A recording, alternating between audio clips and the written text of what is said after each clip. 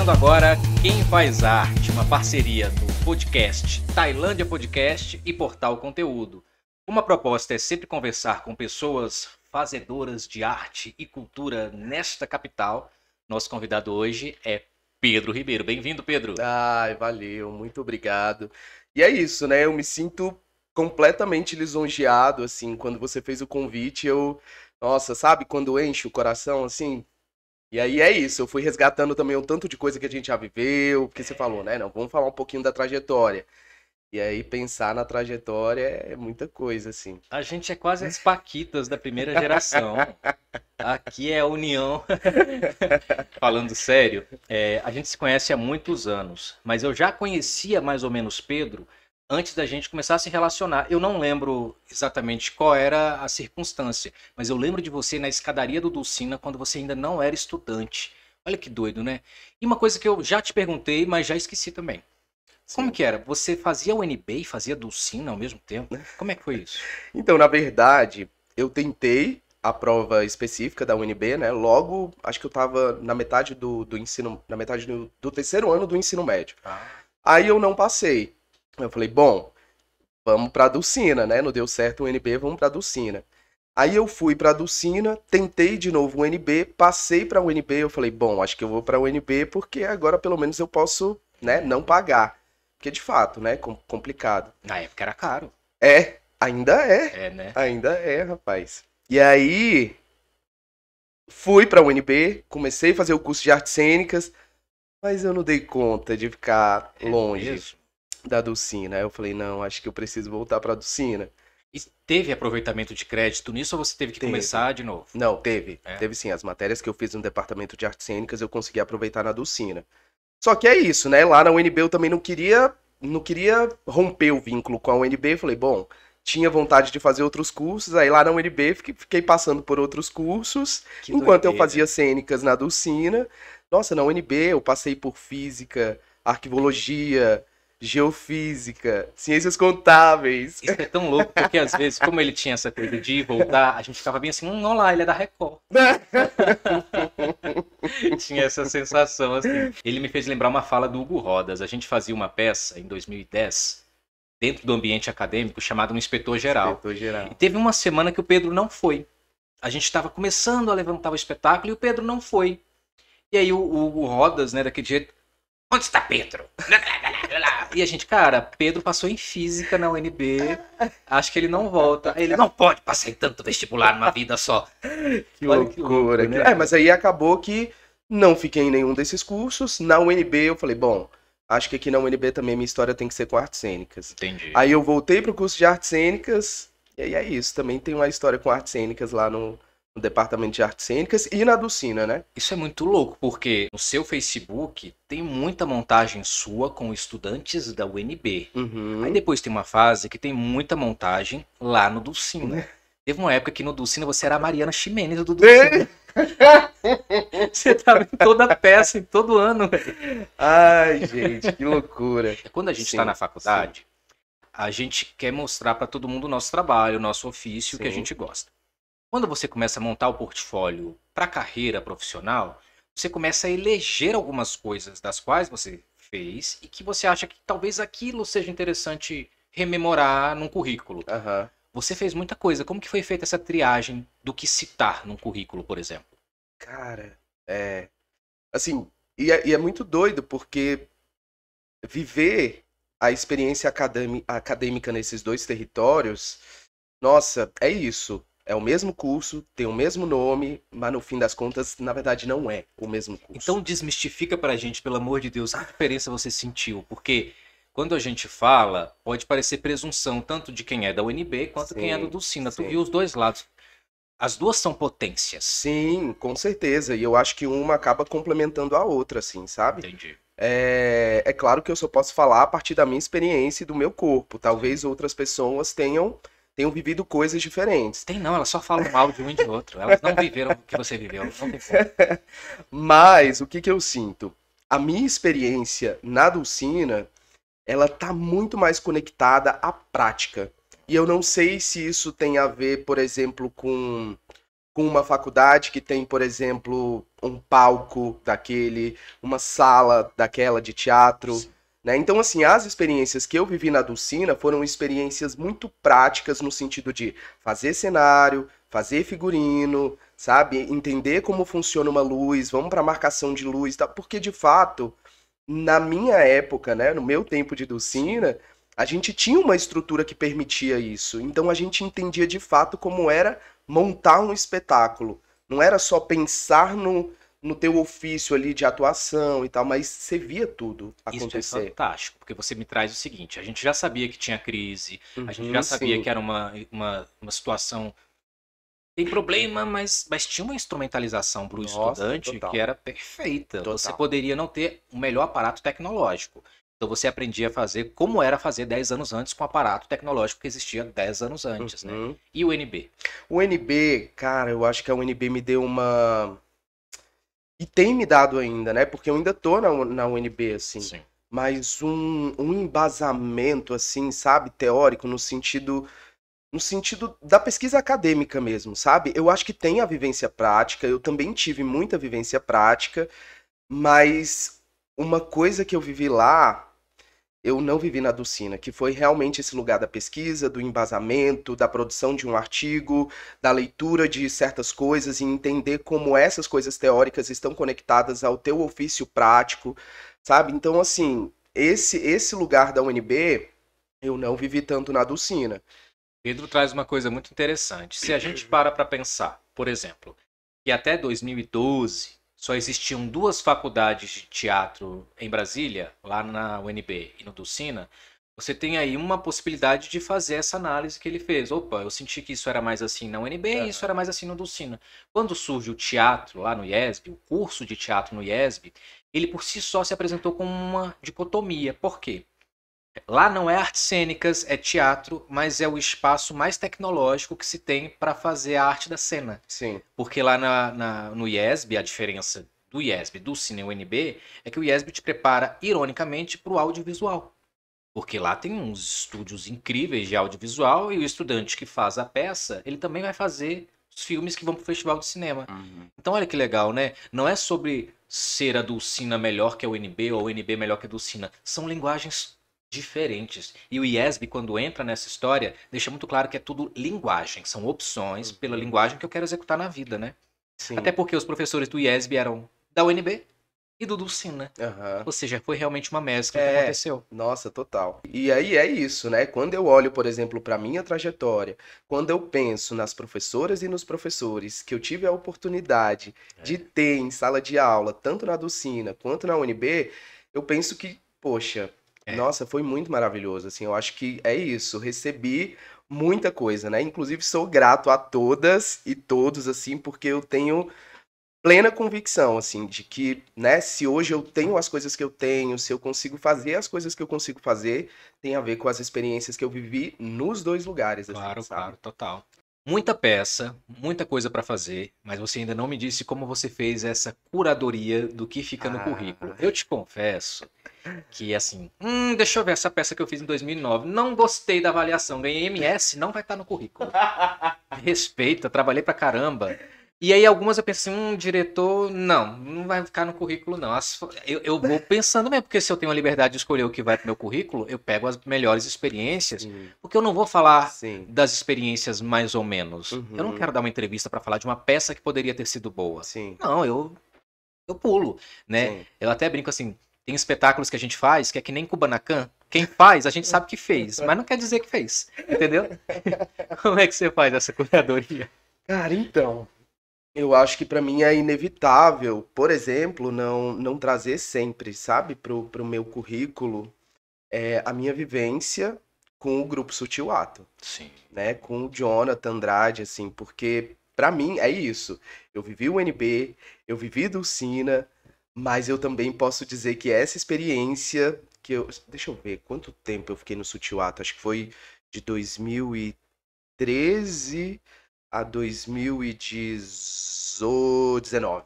É muito tempo. Se a gente 13 a para para pensar que as 2019. companhias de teatro na primeira metade do século XX só se fundiam para fazer uma peça de 3 meses. Sim. Depois de 3 meses, montava-se outra companhia de Aham, teatro. aham. Então, ter essa trajetória de anos numa companhia só é muito.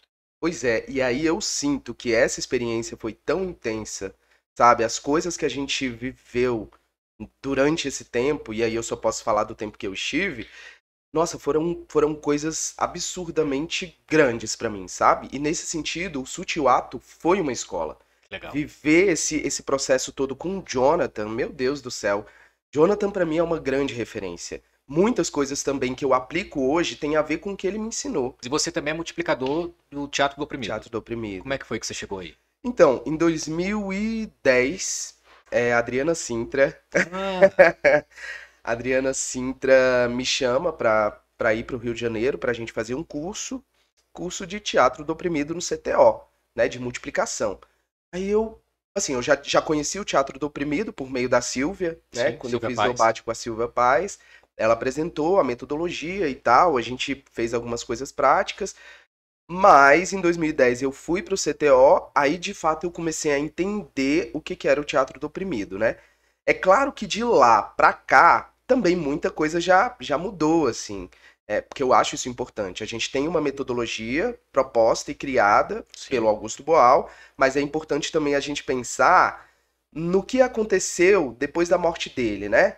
Quais são as outras coisas também que precisam atravessar essa metodologia, já que é uma metodologia que ele dizia ser viva. Então, se é uma metodologia viva, é importante também ela acompanhar o tempo. Como tudo. Exato. É. Então, eu sinto que hoje eu tenho essa grande referência, mas eu também fico pensando quais são esses elementos de hoje que precisam, sabe, atravessar essa metodologia. Você traz uma parada muito legal. Uma vez no Chile, nós tivemos um curso com um rapaz, eu não lembro o sobrenome dele. O primeiro Uhum, nome era Mark, sim. ele era inglês. Aham, E ele foi no Chile dar um curso sobre Teatro do Oprimido de Augusto Boal. aham. A gente que é de Brasília ficou assim, que audácia! Sai pra lá, seu intruso! E foi uma oficina transformadora, porque o que eu não entendia de Boal, ironicamente, no Brasil, eu entendi com esse cara. Olha só pra você ter noção. Ele era bolsista de um instituto acadêmico de Liverpool, Uhum. que era patrocinado pelo Paul McCartney. É muita informação para você falar assim, como é que eles estão discutindo Boal e teorizando Boal dessa maneira que eu nunca tinha visto. E Sim, aí você entende o sentido de multiplicador, é né? isso. Ó, por exemplo, hoje a gente tem uma grande, pelo menos eu tenho ela como uma grande referência, que foi uma grande aliada do Boal, né, nesse processo todo dele de construção, de vivência e tal, que é a Bárbara Santos. Bárbara Santos, uma professora do Rio de Janeiro, socióloga, se eu não me engano. Então, assim, uma mulher preta que viveu a periferia. Então, assim, ela escreve um livro, por exemplo, que se chama Teatro das Oprimidas. Então, assim, também o que que faz a gente pensar, né? Que de fato a metodologia ela tem a ver com um determinado tempo, Sim. né? Com um determinado pensamento daquele tempo, E com daquela aquele estrutura. enfrentamento daquele Isso, período. que não quer dizer que a gente vá deixar de lado. Claro. Não, isso tem muita importância. Mas é isso, é importante a gente também entender quais são as discussões que estão sendo colocadas na mesa hoje, né? Quem são as pessoas que de alguma forma não tiveram determinado protagonismo ao longo da história e agora é importante a gente olhar para essas pessoas num outro lugar, né? E aí, por exemplo, a gente pensar no lugar da mulher dentro do teatro do oprimido, Sim. né? Quais são essas atividades, quais são essas experiências. Bárbara Santos, enfim. Aqui no Distrito Federal a gente também tem outras pessoas, né? A gente tem a Silvia Paz, o Rafael Vilas Boas, né? Que é professor lá da Faculdade de Planaltina, da UNB de Planaltina. Tem um coletivo que coordena o coletivo Terra em Cena, a Escola de Teatro e Vídeo Popular. Então, assim, é um cara que trabalha muito também com o teatro do oprimido. Quando você lembra desse período de transição de Dulcina para a UNB, né? São muitas linguagens que também atravessam, são muitas experiências Nossa, pessoais que assim. atravessam, né? Para mim, por exemplo, lembrar de Anjo Negro é lembrar de é quase um período de memes, né? São memes prontos, assim, Anjo Negro. A gente está falando de outro tempo, Brasil, de 2010. E hoje não se faria mais Anjo Negro É, nos formatos que foram feitos naquele período. Anjo Negro é eu uma também peça não do lembro. Nelson Rodrigues que fala sobre racismo por um homem preto que tem racismo pela própria cor, mas são muitas camadas. A gente não consegue abrir elas aqui porque historicamente são muitas questões. Mas a gente fez isso em caráter acadêmico. Hoje talvez ela não seria feita porque também a gente está avaliando muita coisa em cima da dramaturgia, em cima da literatura que a gente tem no Brasil. Mas foi um período em que pessoas muito bacanas se uniram para fazer um projeto que foi dirigido por 15 pessoas. Toda hora alguém desistia. Até a gente chegar numa direção em comum no final. Mas eu te confesso que, olha, eu fiz Beijo no Asfalto, fiz Dia de Visita, mas eu acho que Anjo Negro ficou no lugar do coração de Gente. ser o bastidor bom. Não necessariamente a feitura da peça, Aham. mas foi um bastidor gostoso pra caramba. Então olha como a gente vai criando afetos com algo que nem no meu currículo tá. Que doido. Porque não cabe, é um outro contexto. A gente não vai divulgar fotos de Anjo Negro naquele contexto em que Sim, atores se coringavam pra fazer um personagem preto, já deu. Se não tinha ator preto pra fazer, que não fizesse essa peça, sim, né? exato. E a gente fez Tabus.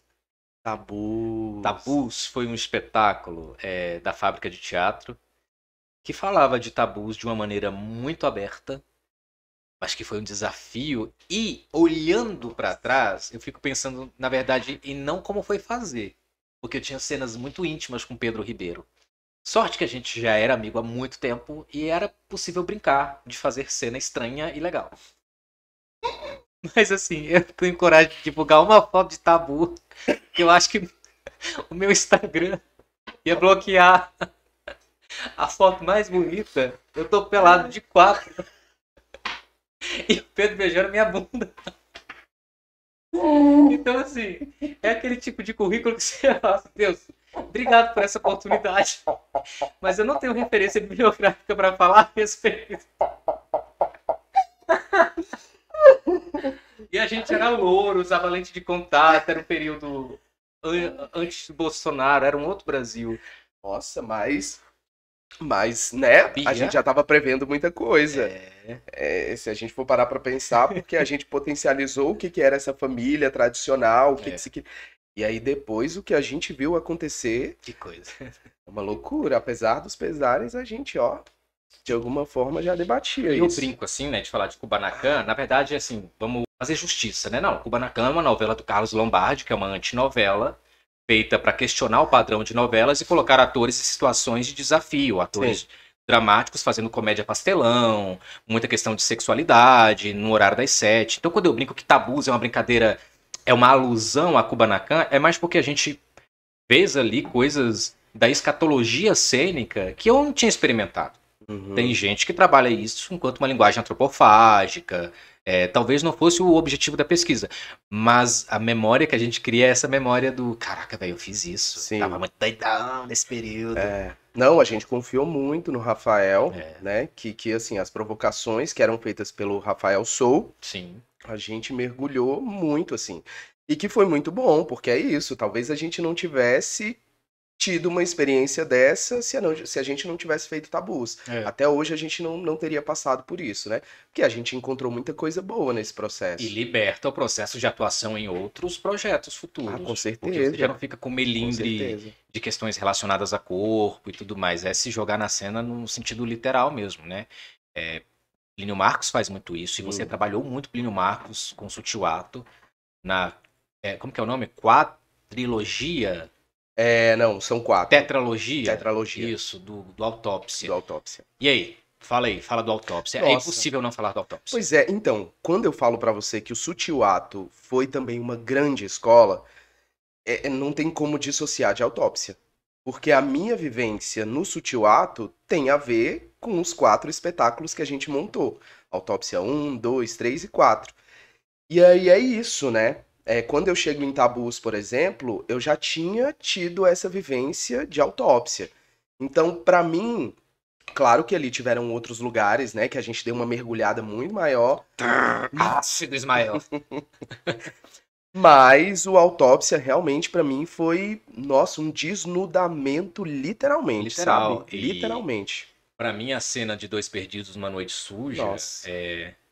eu ainda não consigo deglutir, porque ela. Eu lembro que eu já escrevi sobre isso numa crítica. E a vontade que dava era de sair do lugar da plateia e mesmo conhecendo todos os intérpretes, fala, não, cara, interrompe aqui rapidão, me dá um abraço, todo mundo. Porque além do texto de Dois Perdidos ser foda, a maneira com que foi construída é de rasgar. É de rasgar a gente mesmo. Assim. Nossa, eu não esqueço. Não esqueço do dia que a minha mãe tava na plateia. Eita, fera. Foi uma loucura, foi na Dulcina.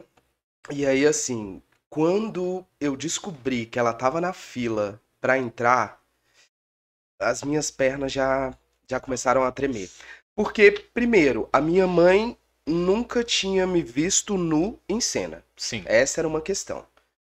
A outra questão era, a minha mãe nunca me viu fazendo uma cena em que eu praticamente coloco...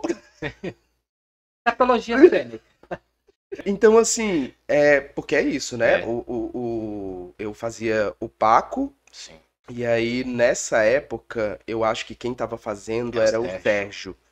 O Sérgio fazia o Tonho, e aí tinha um momento que ele pedia realmente pra fazer um sexo oral ali nele, né? E com a arma apontada pra minha cabeça, e eu ia me aproximando, quase tocando. Então, assim, eu ficava pensando, meu Deus, minha mãe sentada na primeira fileira, porque ela vai querer sentar na primeira fileira, vendo isso, como que deve ser? E aí, eu acho que a maior coisa, no final, quando o Tonho mata o Paco, a gente quebra a quarta parede, eu pego uma foto de fato da minha mãe, eu apresento a foto pra plateia, Meu Deus. E falo, essa não é a mãe do Paco, essa daqui é a mãe do Pedro.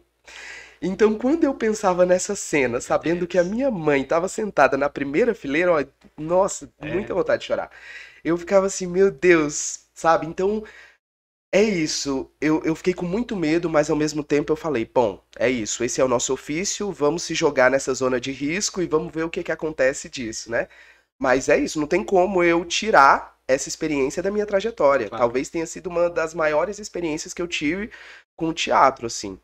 Então, é isso, Sutil Ato, Autópsia, eu acho que quando eu falo desnudamento, literalmente, tem a ver com desnudamento, tirar a roupa literalmente, mas é isso, né, de camadas emocionais, Da exposição do ser humano, né? literalmente. Para além da aptidão da cena, você tem uma exposição do ser humano. Uhum. E você dá à plateia o direito de olhar. A gente fala muito de olhar e não ver. Né? Direito de olhar permite você ver a fundo. Então, se a gente faz teatro, a gente quer que as pessoas primeiro assistam, porque a gente entende que obra é feita para ser assistida, mas há também um impacto de ser assistido. Com Há certeza. também um impacto de se colocar para jogo. Não é tão simples também. E de onde surgiu? Quando você fala da sua mãe, quando você fala da sua experiência, da sua vivência, eu só consigo enxergar dentro do que eu te conheço, e eu te conheço pra caramba. Sim. Eu só consigo enxergar a partir da faculdade. E onde foi que as artes chegaram pra você? Como que foi isso na infância? Você via teatro, você via novela, você via filme? O que você via? Cara, então, eu lembro da época que eu tava, acho que é isso, primeira série, segunda série, terceira, na escola classe, né? Sim. Eu lembro que eu sempre era chamado, sabe, em eventos pra colocar uma fantasia e ficar animando a galera. Eu lembro que uma vez colocaram uma cabeça de Mickey na minha cabeça e eu ficava dançando, eu gostava de dançar, às vezes tinha uns karaokês e eu ficava, vamos lá, galera! Então, eu vivia isso ali na escola, mas não entendia o que era, só gostava de fazer. Aí eu lembro que quando eu tava no ensino fundamental, um primo meu falou, Pedro, abriram as inscrições para um curso de teatro, na época, no Centro de Desenvolvimento Social de Sobradinho, que hoje não tem mais esse nome, acho que é o CRAS, né? E aí ele falou, é de graça, vai lá. Aí eu fui, me inscrevi, eu e minha prima. Aí eu lembro que a primeira aula pediram pra gente escolher uma música. Quem coordenava o curso era a Sarita Pereira Salles, a Sara, quem me apresentou o teatro de fato, assim, né? E aí pediram pra gente escolher uma música, eu escolhi... Eu escolhi Pais e Filhos, do Legião Urbana, e a minha prima escolheu Natasha. Natasha do Do Capital. Capital. Do Capital. E aí, no dia seguinte, a gente tinha que apresentar declamando. Aí eu fui lá, apresentei, pela primeira vez, apresentando alguma coisa assim, né? Com texto e tal. Mas apresentei. Minha prima, ela, ela ficou com tanto ódio dessa professora, porque ela não conseguia, e a professora, vai, você não vai desistir, você não... Ela ficou com tanto ódio. Hoje a minha prima, quando eu falo, vamos assistir uma peça, ela, pelo amor de Deus, não quero. Caramba. Ficou traumatizada. Então, assim, eu continuei e a minha prima não. Minha prima desistiu, depois dessa aula ela nunca mais foi. Aí eu entrei no grupo de teatro Carruagem, que é um grupo de teatro infantil que tinha lá em Sobradinho. E aí eu comecei a fazer teatro infantil. A minha primeira apresentação foi, o nome da peça era Sonhos de Natal, que aconteceu, por incrível que pareça, no Teatro Nacional, na sala, qual era a sala? Provavelmente Martins Eu Pena, acho que era Martins porque Pena. que era mais acessível para projetos de Isso, pequeno porte na época. isso. E, só um adendo, quando a gente fala do Teatro Nacional, isso provavelmente foi a primeira parte dos anos 2000. Foi, exatamente. Gente, tá decadente agora, tá? Teatro Nacional, Teatro Dulcina, eles foram utilizados por nós e não tinha essa pompa do tipo, nossa, uma pauta no Teatro Nacional. Não, era uma pauta aberta que se Sim. você podia pagar ou fazer parceria, você fazia peça lá. Então, só pra gente também, que a gente fala Teatro Nacional, parece um tempo de outrora. Não, ele era funcional. Era pra isso mesmo, era um teatro feito pra fazer teatro, né? Nossa, total. E a gente apresentou lá, e aí desde então apresentamos no Teatro de Sobradinho 1 milhão de vezes. Flix, Era Uma Vez Uma Cor, Estherzinha, A Lenda da Primeira Estrela do Mar. Apresentávamos pra escola, então aí eu não parei, né? Fiz parte do Carruagem, acho que até 2008, 2007, 2008. Entrei na UNB, na Dulcina, depois na UNB, e aí é isso. Depois que eu entrei na faculdade, eu nunca mais parei. Então não teve muito hiato. Não, não Teve uma teve. coisa recorrente. Você atua então desde que idade? Desde 2001. Ah, tem que fazer o cálculo. Tô com 33. 2001, está 11, 2023. 12. Por aí. Eu nem acho engraçado quando você fala de botar a cabeça do Mickey. As pessoas começaram realmente a fazer teatro na igreja, nas vias sacras. Sim. São as experiências que consolidaram o primeiro acesso. Tem muita cidade, como Samambaia mesmo, que não tinha teatro. O mais próximo que você chegava de uma interação entre jovens era grupo jovem de igreja. Então, se a gente também descredibiliza esse tipo de acesso ao teatro, a gente descredibiliza a história de muita gente, Ah, com certeza. né? Se começa a fazer teatro assim. Essa luta e esse engajamento que nós temos agora de propor espetáculos próprios para escolas ou levar escolas ao teatro é uma discussão recente. Veja o seguinte, por que muitos alunos, e nós somos professores de arte, entendemos bem isso, por que muitos alunos não gostam de teatro? Porque eles pensam que é um filme chato que vai ser apresentado na escola. Por Uhum. quê? Porque às vezes a peça é concebida para uma caixa cênica, ela é feita para um palco, ela é feita para a escuridão do teatro, e quando o aluno tem acesso a isso nas cadeiras da sala de aula, com a luz branca da sala de aula, esteticamente não seduz. A maquiagem fica over, o figurino fica over e a cenografia com a lousa, com as paredes, não combina. Então você tem duas vertentes. Pensar o teatro para escolas, entendendo a escola como cena do teatro, ou levar os alunos para conhecerem o teatro. Por que eu estou pegando esse gancho? Porque você fez um super projeto dentro da escola, gigante pela própria natureza, e que foi uma desmontagem do próprio jeito de se fazer teatro. Uhum. Foi fazer uma peça que circulou pra caramba em Brasília e se tornou notória dentro do cenário das artes cênicas, mas porque você desde o começo assumiu a escola não como fator condicional de recebimento de espetáculo, Uhum. e sim como força motriz para geração de espetáculo. Sim. Fala aí disso. Pois é muito doido, assim, pensar na trajetória do gigante, porque acho que a gente foi fazendo, mas a gente não tinha noção de onde a gente ia chegar, sabe? Inclusive, a gente vai ter temporada esse ano, provavelmente em novembro, né? Outra circulação que a gente vai fazer. Mas assim, eu acho que quando a gente começou a montar lá na escola, é isso. A gente, professor de artes, ali naquela Semana da Consciência Negra, geralmente a gestão, a coordenação da escola, né, coordenação pedagógica, pergunta se o professor de artes não pode montar alguma coisa com as alunas, com os Sim. alunos, pensando nessa temática.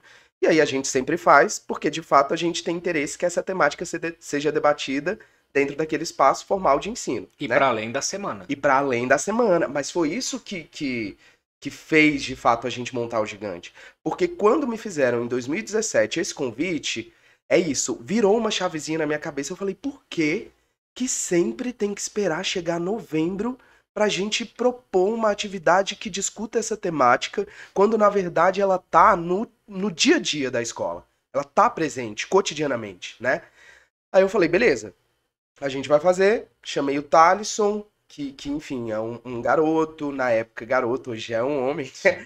preto, morador da Fercal. Falou, Thalisson, você tem alguma coisa pra falar sobre isso? Sobre racismo, sobre negritude? Aí ele falou, tenho. Eu falei, então vamos preparar alguma coisa a partir do que você tem vontade de dizer? Uau. Aí a gente preparou, ele apresentou uma cena que até hoje tá no Gigante, que é um bife, um monólogo. Ele apresentou pela primeira vez no Teatro de Sobradinho mais de 300 pessoas.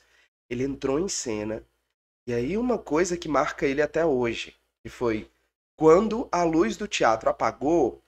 Bom, Teatro de Sobradinho, mesmo você apagando todas as luzes de dia, não fica completamente escuro. Sim. Não tem um blackout total. E aí eu lembro que os meninos e as meninas começaram a fazer piada. Cadê ele? Cadê ele? Não dá mais pra ver. Não tem mais ninguém no palco. Não sei o que, sabe?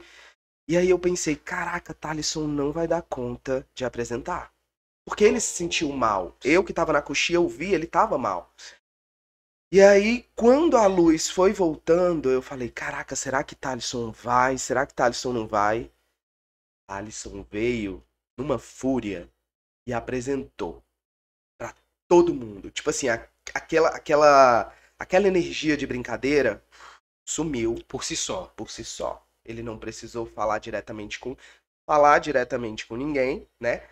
Mas o próprio texto dele, a forma como ele se colocou, e era a primeira apresentação para aquele tanto de gente, mais de 300 pessoas, ele conseguiu fazer com que todo mundo se conectasse àquele material e provavelmente repensasse a atitude que tinha tido, né? Que tava fresca, porque foi agora há pouco. Exato.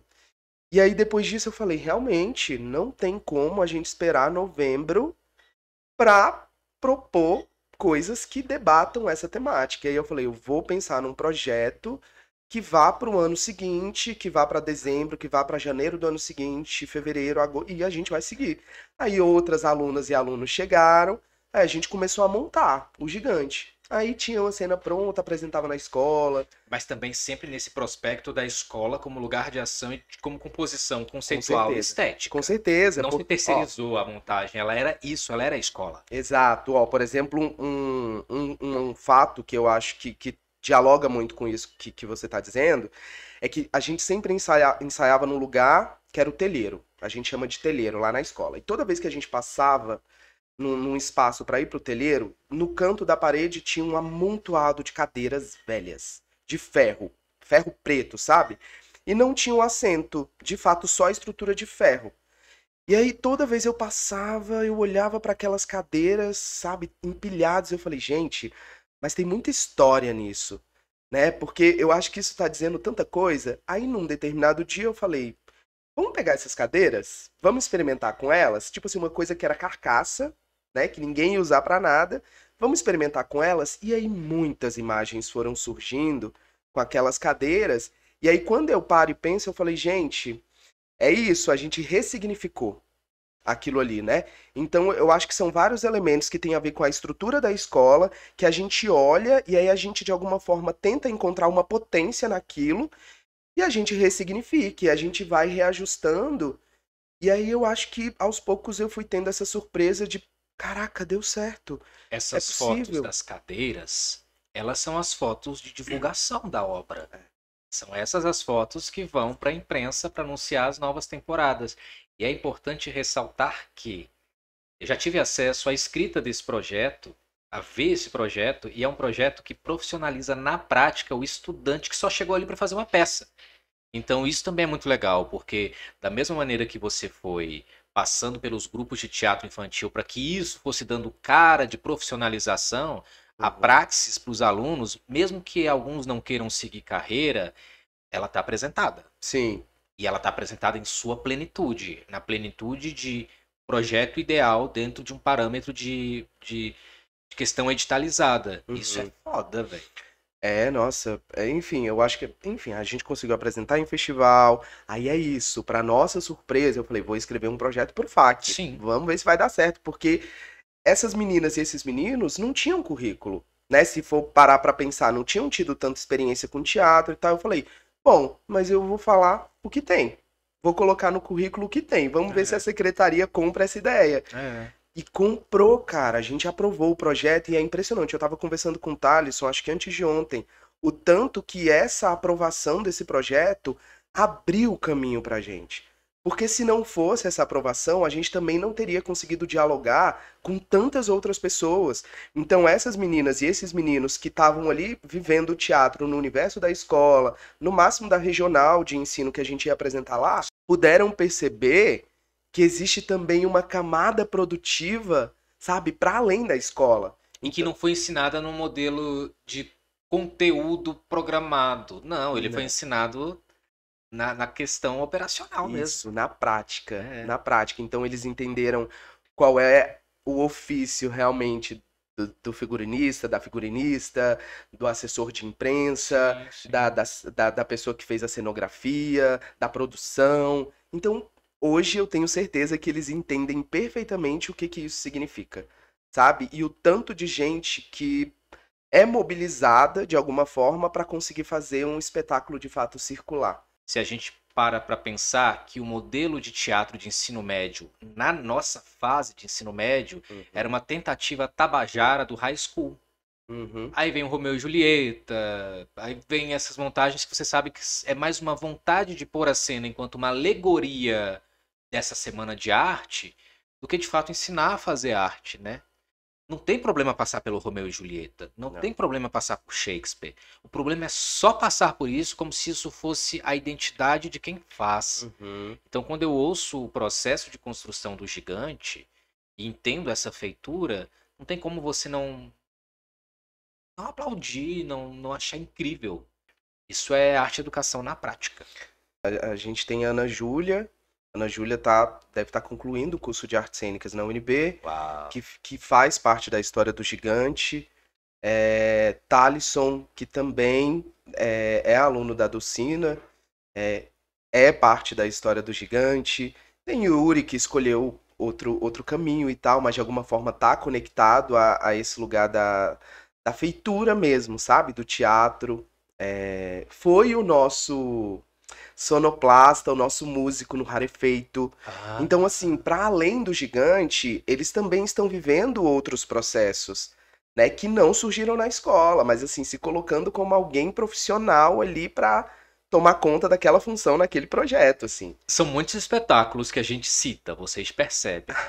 Isso só é possível porque tem aqui uma pessoa que faz teatro real oficial. Pedro citou Rarefeito, um espetáculo com temática LGBTQIAP+, apresentado ano passado Ano passado. e que foi uma coisa linda, porque às vezes a gente, como assessor de imprensa, só tem a obrigação de divulgar bem e fazer a coisa dentro dos padrões. Mas foi uma peça que toda hora que saía num lugar diferente, a gente ficava assim, meu Deus, vai encher, essa vai encher, essa vai encher. E foi incrível de assistir, foi incrível de ver onde esse espetáculo chegou para além das mídias tradicionais de divulgação de espetáculo. Sim, Ele chegou nos blogs gays, sim. ele chegou na galera LGBT forte. A mesma galera que curte putaria nos sites, estava lá vendo entre uma notícia e outra um anúncio de um espetáculo na Vila Telebrasília. Isso eu acho que é transgressão, velho. É a gente invadir com a arte espaços que a gente ainda não tem um fino trato, sabe assim? Sim. Aí, Rarefeito, eu acho que também foi uma grande surpresa ano passado, assim, sabe? É, é muito, muito doido, porque eu tenho uma relação com o Jeff desde o Autópsia, desde o Sutil Ato. E aí eu penso que estar em cena com o Jeff fazendo o Rarefeito, ai, foi um encontro muito mágico. É, tá né? bonito. Admiro muito, muito, muito o trabalho dele. E é um cara que eu quero muito, assim, que esteja comigo para além do teatro. É isso. Hoje eu tenho a sensação de que é um grande irmão. E eu acho que falar também sobre as coisas que Rarefeito falou, e eu espero que a gente continue falando, Claro. é muito importante, porque é isso, assim, com o olhar também do Ney, né? Que eu também Sim. não posso deixar de dizer.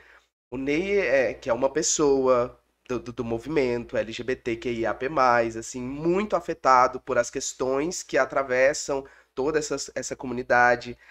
É, Cara, assim, acho que foi um presente.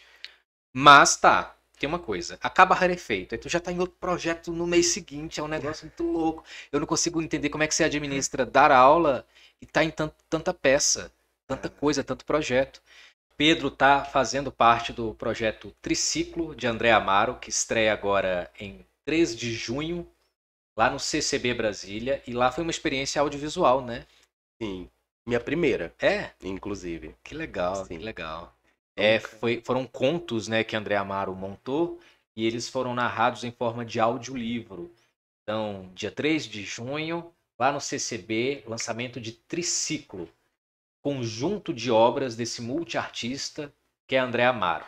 Qual outro projeto para 2023? Ou tu tá deixando a coisa andar? Não, tem alguns já, É, menino. Graças a eu Deus. tô falando, gente. O Gigante, né, foi uma experiência de um espetáculo que surge numa escola, no chão de uma escola, e a gente faz uma circulação na Fercal, que é a comunidade das meninas e dos meninos. Sim, E aí agora eu estou propondo um movimento inverso. Criar um espetáculo na comunidade, que no caso é a Fercal, e aí depois que a gente cria esse espetáculo, que é o Calcário, a cidade cimento, a gente vai para a escola e apresenta esse espetáculo lá na escola. Então é um movimento inverso, né? entendi. E aí ele provavelmente vai acontecer agora, acho que em julho deve ter uma oficina e provavelmente a apresentação comece em outubro. E aí tem o Duelo também, que é um espetáculo que vai ser dirigido pela Vanessa de Farias. Espetáculo que fala um pouco sobre a violência contra a mulher e tal. A ideia é a gente apresentar em 2 escolas lá de Sobradinho, também, também esse ano. Acho que provavelmente em dezembro. Tá vendo, gente? Não tem como tentar resumir essa potência que é Pedro Ribeiro. Te agradeço muito pela presença. Porque de verdade, te admiro muito. É um querido amigo, um artista que eu tô sempre antenado para saber o que que tá fazendo. Tu é um cara potente, tu é um cara das artes cênicas real, oficial e que bom que você tá aqui. Eu fico muito honrado de ter tua Nossa, presença. eu que agradeço. De verdade, assim, porque é isso, esses espaços para a gente de alguma forma poder falar sobre as coisas que a gente já viveu, né, nessa caminhada que muitas vezes a gente enfrenta, meu Deus, às É, vezes a gente enfrenta umas coisas assim que são bem difíceis. Não é fácil, né? Se a gente pensa na valorização da arte, a gente sempre tem muitas questões assim para pontuar.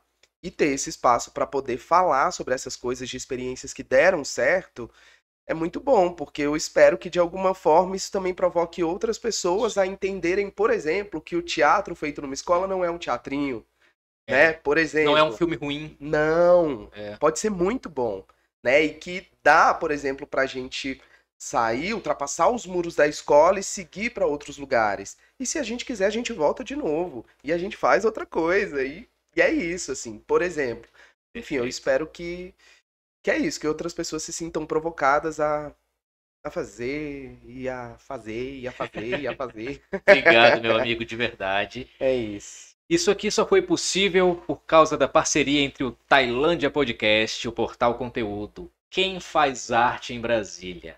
10 pessoas da cidade e de outros estados virão aqui para um bate-papo sobre isso, sobre como é fazer arte, como é seguir fazendo arte e como é contar a nossa arte. Mais um episódio concluído, é isso. Muito obrigado a todos pela audiência. Até mais.